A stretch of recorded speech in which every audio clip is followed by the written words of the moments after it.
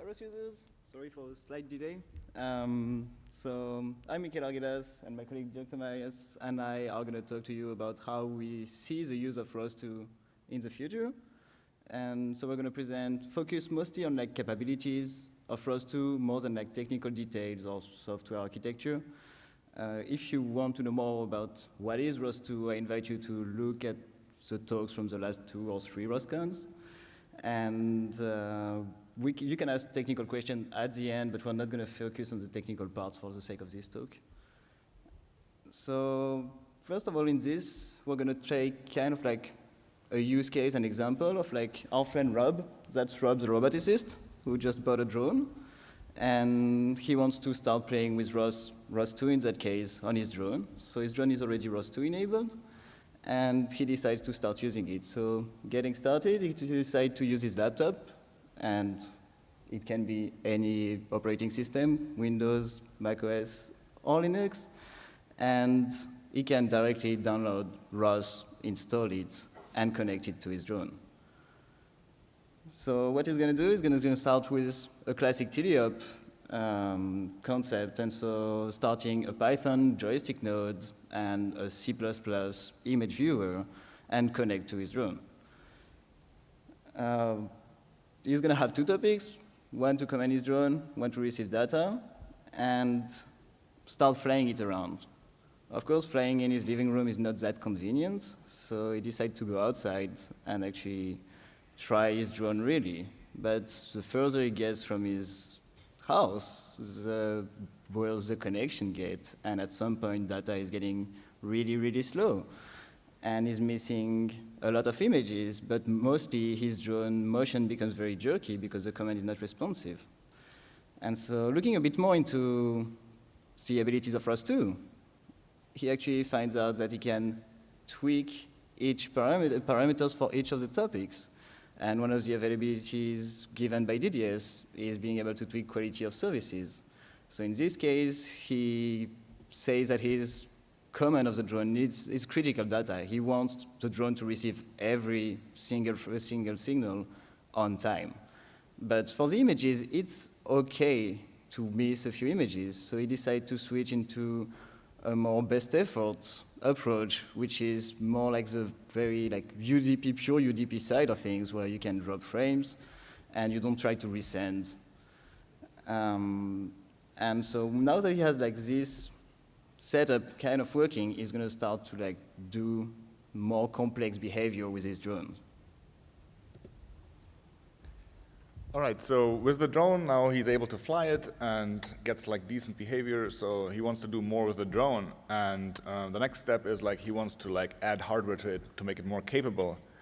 And since he's not a hardware guy, of course he wants to buy off-the-shelf hardware, and he looks for hardware which is like already kind of ROS enabled. So he knows that vendor has reputation that the hardware just works with ROS, and maybe even like fully integrated the sensor itself already has a network interface which publishes ROS.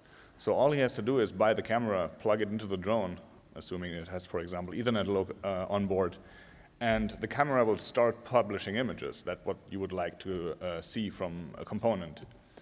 And maybe the camera also offers services beyond that, that you can just go to UI and configure like frame rate, region of interest, resolution, however you like. Of course, now since he has 2 cameras, well, they usually all publish on the same topic. So he wants to be able to just go to that topic and just change the name on the fly. He doesn't want to go into the source code and like change that. He just want to go to the user interface and just remap the topic, give it a different name, and be able to visualize it, for example, on a second image view. That's for just extending the hardware. There's also the software side. Now that he has 2 different cameras, he would like to do something more fancy. And he looks at the ROS package list and finds that there are packages which do like stereo image processing and should be able to detect obstacles. So he's just going to download existing code, an existing package, and instantiate that node at runtime on his drone. And that processing node will then get data from both cameras and be able to like send the results to the flight controller to say, hey, there's an obstacle, don't fly there. Just to recap that first section, Michael has mentioned in the beginning, the advantages, you can use all of that across different platforms. So currently we have it working on Linux, OS X, and also Windows. Windows is usually the pain point if you're working with ROS1. Also, he mentioned that the joystick control and the image view are different languages. In ROS1, everything is written from bottom up, so the Python implementation is not necessarily the same as a C++ one, so you might have slightly different behavior. That's not the case in ROS2. In ROS2, they share a common C implementation, so you kind of get either the same feature or the same bugs, however you want to see it is.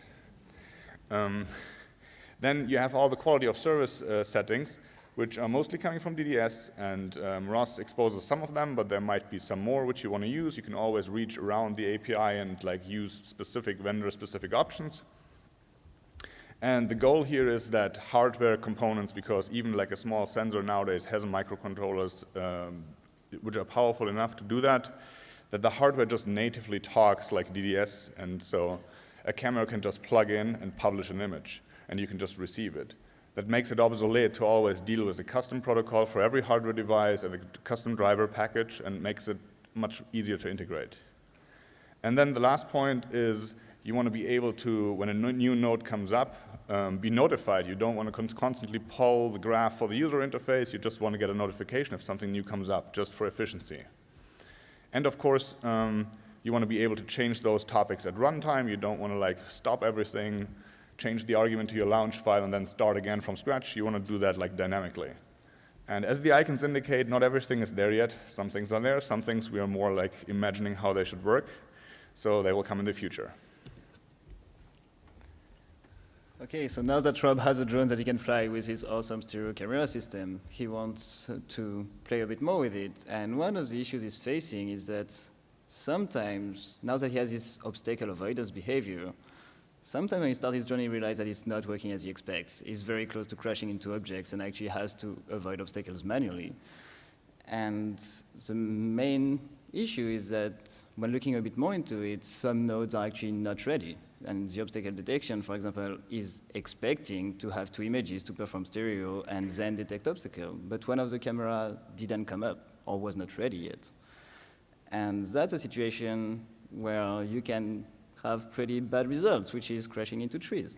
So the main goal is to find a way to know if a node is ready or not. And so in ROS1, very often, you spawn services in like a bunch of your nodes and like wait for services to be ready to start working, and it's pretty inconvenient. So what we introduced in ROS2 is this idea of a lifecycle for nodes. So nodes can be managed through this lifecycle state machine, which is when a node comes up, it is unconfigured.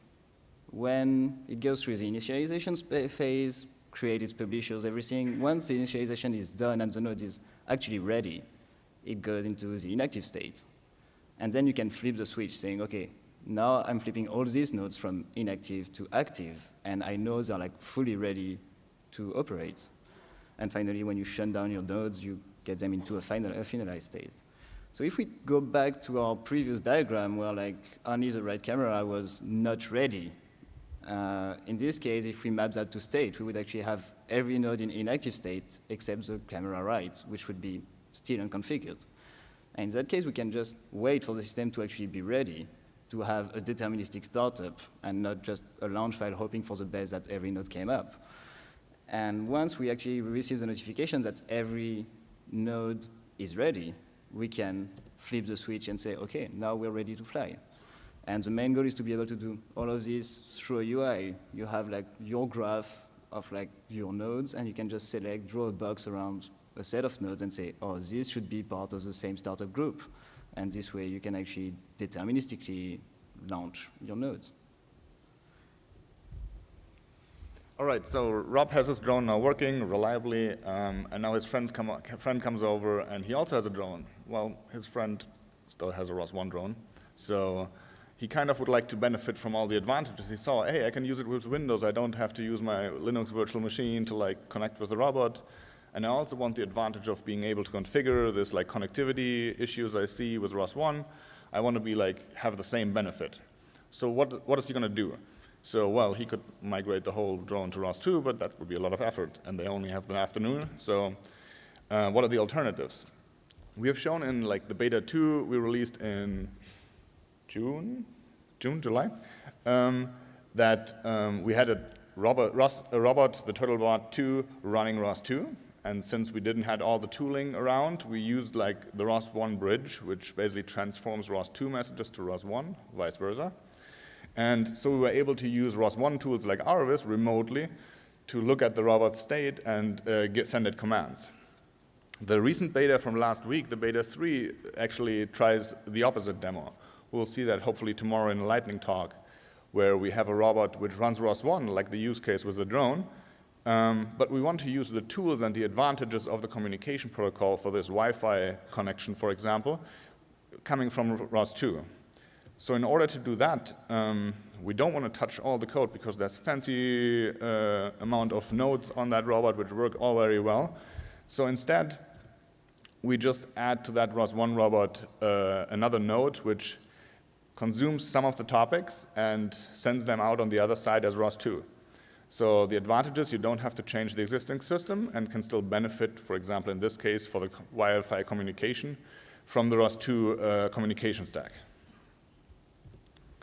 And you don't have to exchange all the topics. In this case, we only needed like the command and image data topic. There's another use case which you can build using that bridge.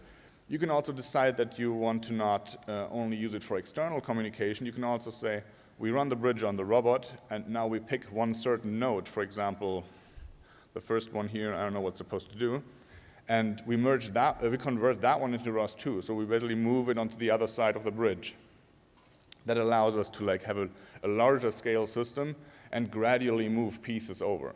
Of course, you will have some overhead with like twice the communication overhead as instead of only once, but it's still more convenient to gradually convert your system like this.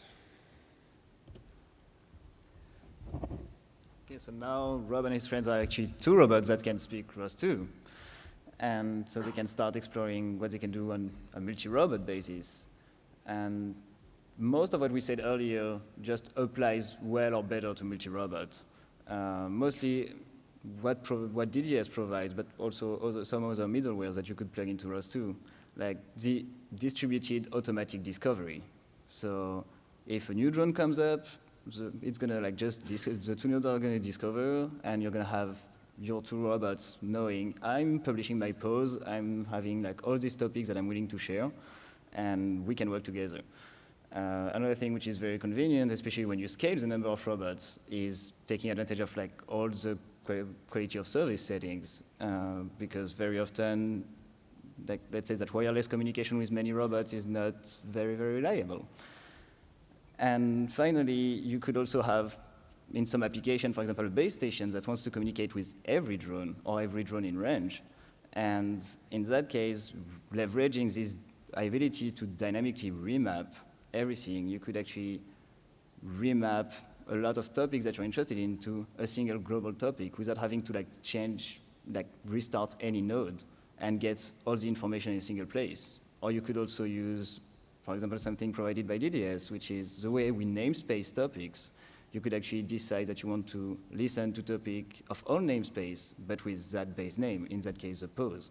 And so you could have a system that receives the pose of every robot by just listening to every pose topic, wherever they're located. And so that gives a lot of opportunity for more cooperative and smarter behavior for multi-robot system, because you don't need this centralized way of aggregating information. If a drone comes out of range, nobody is going to know about it anymore. They're just going to assume it's not here. But if it comes back, it can come back and say, hey, actually, this is my obstacle map, and I was exploring this area, so we can like share the workload and avoid exploring the same area again. So this new communication layout is going to be much more convenient for this type of application. And so now Rob has this drone working, talking to another robot, being able to explore. But Rob would like to have this like smarter behavior, like if there is something going wrong, if the drone is running low on battery, to be able to return home automatically. And to do so, he tried to use like GPS data and the localization of the drone, but it's actually not precise enough. So he decided to like add more hardware. and he finds a Bluetooth beacon that he installs in his home and wants to install a Bluetooth receiver on his drone to leverage the data from that beacon. And to do so, he actually knows that he has a Raspberry Pi lying around, which is pretty convenient. And so he starts developing his node in C++ on the Raspberry Pi using ROS2 to take the data from the beacon and develop this return to home behavior. But then, once the node is like working properly, he still finds like a bit too much to add a Raspberry Pi to his drone just to be able to receive Bluetooth. And if only there were like a ton of sensors out there that were already doing that with a small MCU on board. And so he decided to actually buy one of these, ditch the Raspberry Pi, and use a microcontroller that can just like be programmed in C++ and can read Bluetooth data. And he's pretty happy to surprise that because ROS2 runs on microcontrollers, he actually doesn't have to change anything in his code. The only thing that makes sure that the MCU is reading like the right registers for Bluetooth, but the code itself, getting data and estimating a position, is the exact same code. So now that he has like this ability of having the beacon estimating his position and be able to return home, while trying it out, he finds out there is still one use case which is not very convenient, is when the drone loses the beacon. Because in that case, you really want to return home. You're out of range and you don't have a beacon. And so he decides to like look into how he could like actually change the flight controller behavior based on like that new data, this Boolean, which is I'm detecting the beacon right now. And so he looks at the node which is doing all the flight controller of the drone and realizes it's actually a ROS2 node as well. So it's pretty convenient, but this node has the only specificity that it's actually a real-time node. So it's a node that doesn't allocate any memory, that has a higher priority on the system, and that can satisfy some real-time constraints. And so he goes into trying to understand how it could go. He feeds his new data to this system and sees that actually there is, as every real-time like code, a periodic deterministic loop. And so even if he receives a message, he needs to actually wait for the next update loop for this information to be taken into account. And everything is using pre-allocated message structures, so we still avoid the allocation of memory at runtime. And then based on that information, he actually wants to trigger the flight controller to say, okay, now you need to run the return home routine because I lost the beacon. And so it can then publish a status and the next update loop saying, okay, now I'm in return home mode, and that's nothing, sorry. And so ideally, you could build part of your systems in ROS2 being real-time, respecting real-time constraints, while still having that as being a single ROS2 node in your entire system, and keep developing your ROS2 nodes non-real-time for everything else. So if we go back on what we saw on this part, we introduced the notion of like lifecycle nodes, which allow you to have deterministic startup, or also like take down node and bring them back up. We may have more detail about that in a talk from Karsten and Adam later. We also saw that we have currently launch files, we have these state machines. The thing we don't have implemented yet is actually have this launch system where you draw this box saying this is the same startup set of nodes, and they should be in the same group. We also looked into what the ROS1 bridge can do, and the fact that you could select which topics to bridge from ROS1 to ROS2, and like at which level in your robot you can set the bridge. You don't necessarily, it doesn't have to be all or nothing. You could implement a bunch of ROS2 nodes and keep a bunch of ROS1 nodes, and it would just work. Right now, we have two main configurations of the bridge, and that's something we would like to provide more possible configuration. Right now, you can have either a bridge that listens to everything on both sides, and if you have a matching topic, like a ROS1 publisher on foo and a ROS2 subscriber on foo, in that case, the bridge is actually takes these messages, converts them, and republish them. Or we have what we call a static bridge, which avoids having to subscribe to everything on both sides, where you can define a predefined list of topics, saying these are the topics of that message type, like each topic message type pair. saying, I want to bridge this and only this. And so we would like to have something like more configurable in the future instead of being like anything that has a publisher and a subscriber on both sides, for example, TF. We don't necessarily want to bridge every TF message in both directions. And so finding something which is not that static, but like smarter on the dynamic side. For multi-robot, we mostly highlighted that all the features we presented before can become very handy in multi-robot systems. So I'm not going to talk much longer about this. And finally, we went into the embedded realm, which is totally possible with DDS, but not that easy because DDS frame with all these options of like quality of service have actually pretty big like UDP headers. Like the packets are pretty big to process. And that's why we looked into, some time ago, our colleague Morgan Quigley wrote his own implementation of the RTPS standard for microcontrollers to actually prove that it was possible to run them reliably on microcontroller. And now DDS has been, like the OMG, the group that is making the standard DDS, has been looking more and more into it, as well as the main DDS vendors, into providing a new standard called DDS XRCE, which is DDS for extremely resource-constrained environments, and which should actually provide like a different wire protocol with much smaller headers, much smaller packets that should easily run on tiny platforms.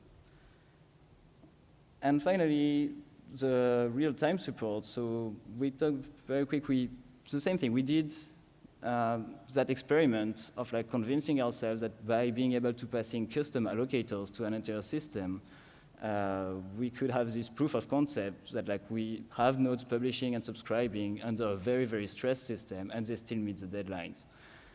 We don't test it on our everyday CI, and we don't have system running real-time kernel on a daily basis. So it's still something we would like to like spend more time making sure that we can support a wider range of like real-time kernel or real-time operating system. All right, getting back to the example we saw before where Rob was adding the second camera and the stereo image processing. And I mentioned that, like, of course, now you have two cameras and they both need to be communicated to the stereo pipeline. It's going to be overhead. So actually, Rob also notices that his system gets more sluggish and needs more CPU. So it's because both of these messages have to be serialized, copied towards the pipeline to be processed.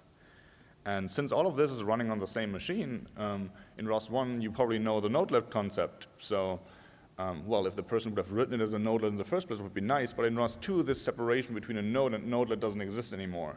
So you will be able to just, in a UI, for example, draw a circle around your three nodes and say, hey, these three processes actually should be relocated in a single process. And then they are able, once they are shared within the same process, they don't have to copy messages anymore. They can just pass raw pointers like zero copy style. And that's very convenient because you don't want to make that decision at programming time, because during development phase, it's really nice to have them separate because your trade-off is if one of the nodes dies with a sec fault and it's running in a single process, the other ones are gone too. So it's like during development, you want the separation and the fault isolation, but once you're pretty confident in your code, you might want to really benefit from the performance improvement and put them in a single process. And for convenience, of course, Rob should be, at the end of the day, be able to save this setup after he has modified it as a new launch file, replace the existing one, so next time he starts the drone, he doesn't have to reconfigure it again. It just comes up the same way.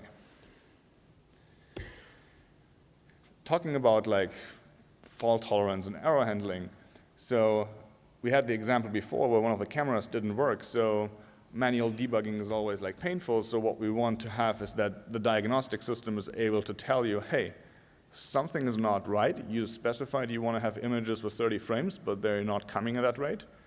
So you actually get an event which says, oh, your publishing frequency, for example, doesn't meet the criteria you specified.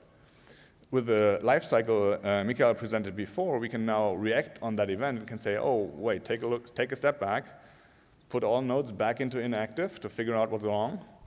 And maybe we just say, well, the left camera looks fishy. Let's just kill the process and start a new one. Maybe that already fixes it. So that would be the easiest and simple fallback behavior.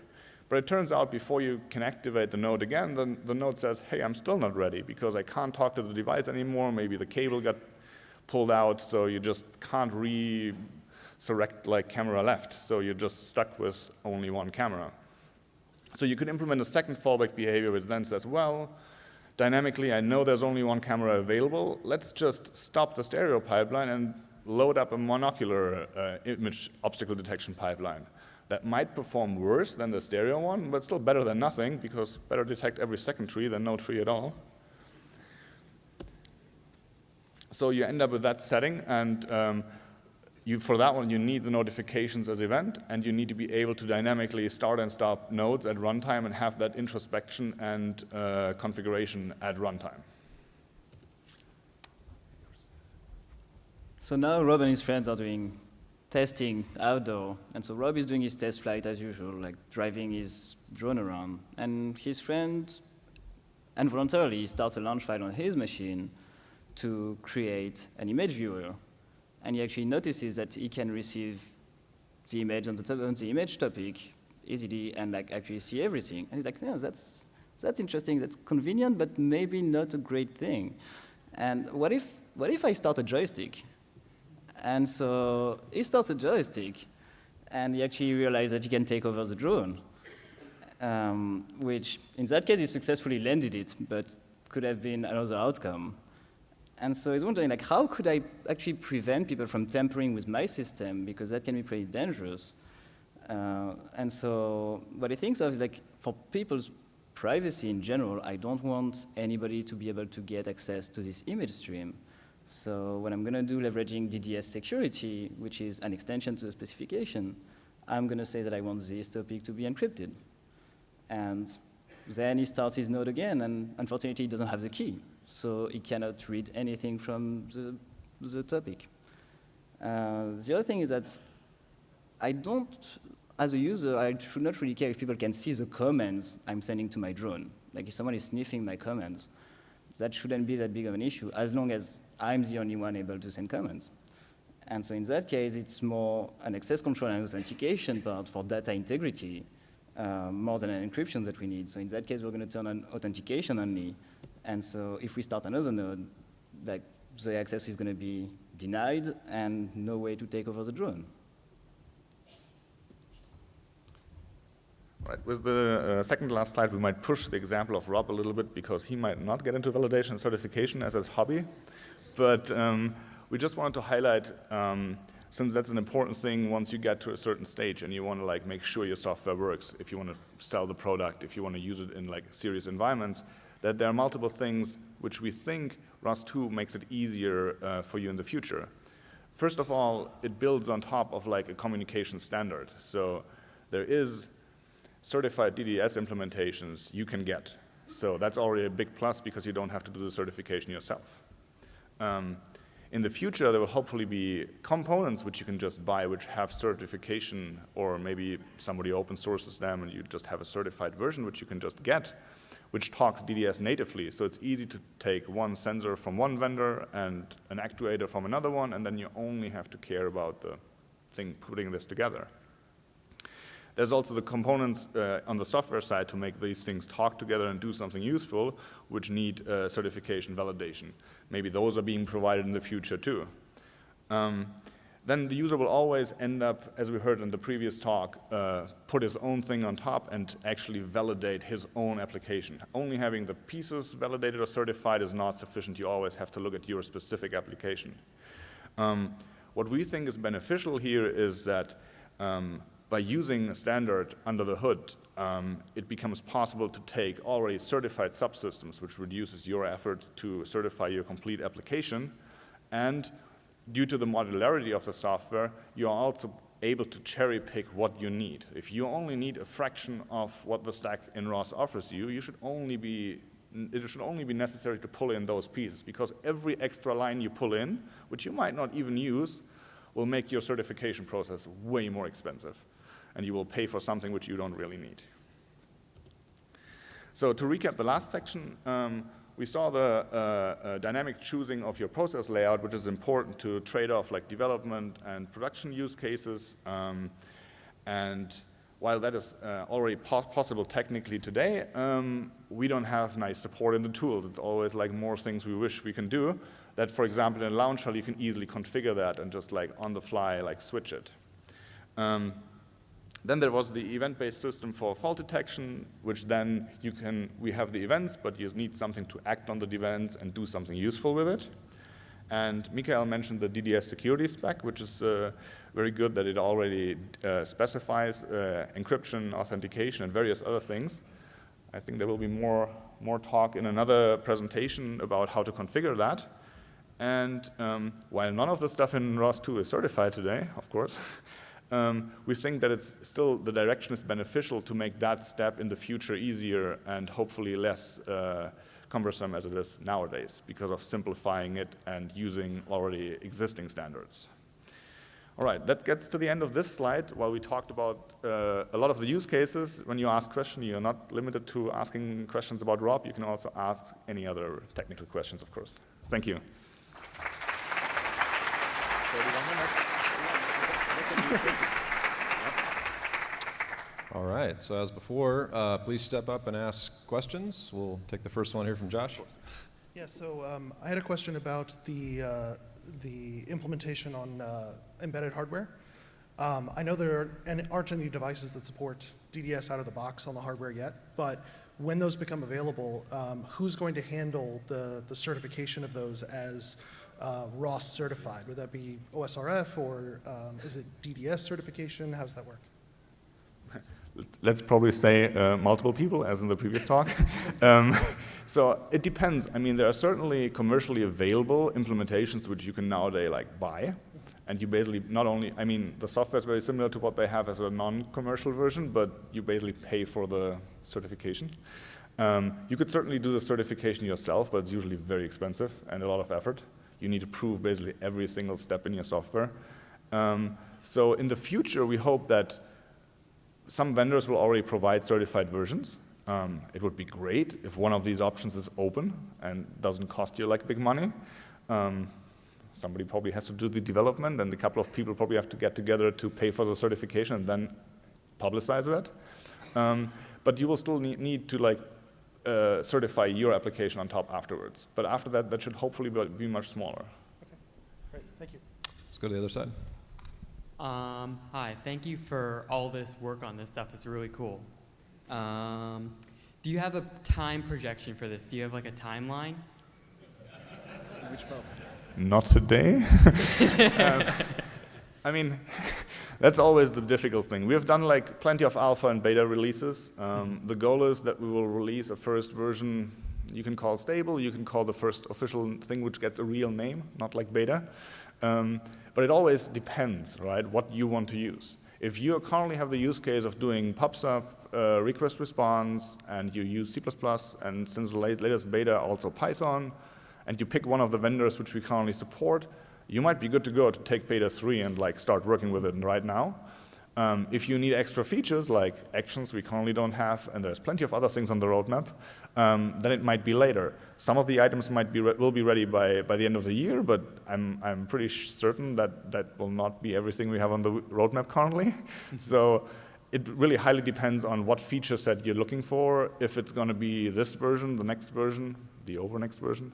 But the goal is to, after the end of the year release, to get to a regular release cycle like in ROS 1. We'll probably not pick a 1-year schedule because the development pace is still much higher and many things change. So it's going to be shorter, probably half a year, plus minus, we will see. But that's the goal, and continuously work on adding more features and, yeah. Okay, we need to get into more questions. I'll also just add that ROS 2, just like ROS 1, is an open source project. You can make it go faster by contributing to it yourself. Over here. Hello, thank you for a great presentation. I have 2 simple questions. The one is which versions of Python are going to be supported in the ROS 2? And the second question is that how can we manage the different versions of Python code in the ROS 2? So Python is going to be supported and is like supported to some extent. Like today, we have like a client library in Python on ROS 2 beta 3. Different version of Python. Mostly right now we pinned down we're using Python 3.5. Okay. So we're not planning on supporting Python 2. And And yeah, so hopefully, then we may bump the version at some point if we really want some features which are only in Python 3.6. But for now, Python 3.5 should be a good target. And so that's part of the thing. Another way people can help to complete what Brian was saying is a lot of people want to port some ROS1 packages to ROS2 today. And so sometimes some features are not here. But there is a lot of work that can be front-loaded on the ROS1 side that works very well in ROS1. And on the Python side, make the code work also with Python 3 is a pretty good start. So we will have Python support. We do have Python support already, and we are not planning on dropping it. Okay, thank you so much. Okay, let's, Tony, do we have any online questions from the live stream? You do? Okay, well, come on up, and while you're coming up to this side, let's take a question from over here. Hi, maybe this isn't specifically your domain, but you mentioned a couple times, oh, this drone that happens to be ROS2 compliant or whatever. So robots, drones, and peripherals that are ready out of the box, do you have any plans or thoughts in actually listing those somewhere where you can easily find them? Or So right now, there is no official hardware publishing ROS2 messages, DDS messages out of the box, at least in the ROS2 message format. When we actually reach the point where people do ship hardware speaking ROS2, we would be very happy to list them on the wiki or whatever, the same way we do for robots in ROS1. But right now, the only hardware that speaks ROS2 out of the box is maybe our friends from LA have some, otherwise more our hardware in-house to actually experiment with it and show that all this auto-discovery and everything can work out of the box when you plug hardware. okay, but in the future, you'll have that list. Yeah, that's exactly the same thing as in ROS1. We will have a website where people can contribute. Any companies that sells hardware which supports ROS2 or which speaks ROS2 out of the box is more than welcome to advertise it on our website. Great. Okay, we'll maybe one short remark, because we always say ROS2 compliant, right? And we often mention DDS. That's the choice we currently have in our default implementations. We have 3 different vendors we support. But actually, external groups have just implemented the same interface which we use for abstracting that with a completely different communication protocol under the hood. So it's difficult to say ROS2 compliant. You need to always know the ROS2 using DDS, and then you have different vendors which will interoperate, but it could be a different implementation all along. All right, we'll take one online question, and then you'll be the last one. Go ahead, Tony. Okay. Because we are doing the live stream, so we did a questionnaire before the conference, and I think Brian got the results. There are more than 60 people interested in ROS2. So my question is, what's the timetable for ROS2? Because lots of people are looking for the released version, because now it's the beta 2 version, is it? So do you have the timetable for ROS2? Yeah, sorry. So the latest one was beta 3 last week. Mm-hmm. And I think it's always incremental steps, right?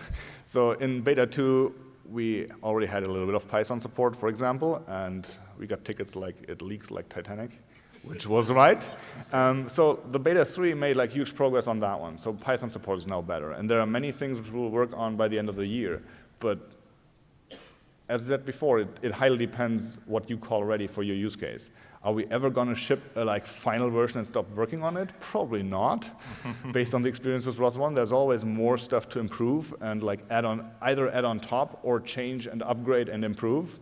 So yeah, I think it highly depends. Hopefully the release by the end of the year will be something which way more people can adopt and actually build on top. And also start their process on getting their software on top, working with it either due to migration or using the bridge. Okay, thank you. All right, thanks. One last We question. do encourage people to ask questions about, on the website or on the repos, to let us know which are the features that are necessary for them to start using ROS2. Because even if we're not going to spend time next month implementing them, we try to have a lot of design documents to allow people outside our organization to contribute these features. And so we're more than happy to answer questions on any issue tracker. Yeah, okay. We will try our best to contribute to ROS2 as well. So yes, hopefully we can push that, go forward together. Thank you. All right, last question. Hi. How do you communicate this lifecycle state? Is this some kind of default topic each node has? So you have the option. I mean, you can either make a normal node which doesn't know about lifecycle, or you can implement a node which is aware of the lifecycle. And the lifecycle is actually pretty close to what's used in ROS and other projects. And it's basically exposing a service-based interface. So you can externally look at the component and you know that it has a lifecycle, and like, you can trigger state transitions and get notifications for that. Is that what you were aiming for with the question? Yeah, so my question was, is this a DDS topic then, which is communicated? So each node has a default DDS topic for a lifecycle? Yes, it will have a topic where it tells you when it changes the state. That will be published over a topic on the DDS level. And you will also have a service on the DDS level where you can say transition from unconfigured to inactive, and the node can either like accept that because it's possible, or it might reject your transition request. Okay. Yeah. But as I said, like there will be a lot of tooling around where you want to build like launch integration, which starts up all the nodes, triggers them all, moves them all to the next state, things like that. There's still like many things to build on top to make it convenient for the user. All right, we're out of time, so let's thank the speakers again.